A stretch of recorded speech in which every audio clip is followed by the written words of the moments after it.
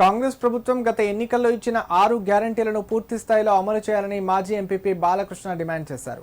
సిద్దిపేట జిల్లా నారాయణరావుపేట మండలం జక్కాపూర్లో నిర్వహించిన మీడియా సమావేశంలో మాట్లాడిన ఆయన రైతులకు ఏకకాలంలో రుణమాఫీ చేసి రైతు బంధు నిధులు జమ చేయాలన్నారు. లేని పక్షంలో పెద్ద ఎత్తున రైతులతో కలిసి నిరసన కార్యక్రమాలు చేపడతామని హెచ్చరించారు. రైతులకు రుణమాఫీ 2 లక్షల వరకు ప్రతి రైతుకు రుణమాఫీ చేస్తానేటువంటి మాట ఏదైతే ఇచ్చిండో అందులో ఇంచుమించు 50% రైతులు మాకు రుణమాఫీ కాలేదన్నటువంటి బాధలో రైతులు సతమతము పడి అయోమయ పరిస్థితిలో ఉన్నారు. అదేవిధంగా రైతు బంధు వచ్చేసి కేసీఆర్ గారు ప్రభుత్వం ఉన్నప్పుడు జూన్ నెల వచ్చిందంటే కంపల్సరీ రైతు బంధు పడేది.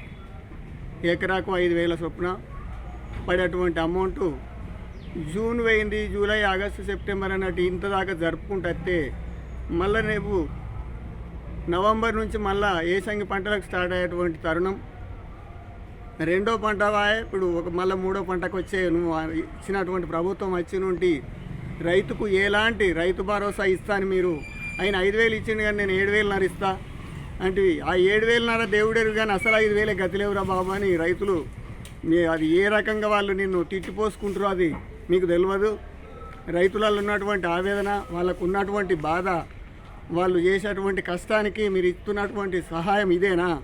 ఇస్తానని చెప్పి ఎగవేసుడు ఇది పద్ధతి అవుతుందా? పేదింటి పిల్లలు పెళ్లి చేసుకుంటే కళ్యాణ లక్ష్మి కేసీఆర్ గారు 1,01,100 పదార్లు ఇస్తుండు. నేను దానికి తోడు తులం బంగారం పెడతాంట్రి. తులం బంగారం ఏ ఒక్క ఆడబిడ్డ పేదింటి ఆడబిడ్డకి ఇచ్చిన దాఖలాలు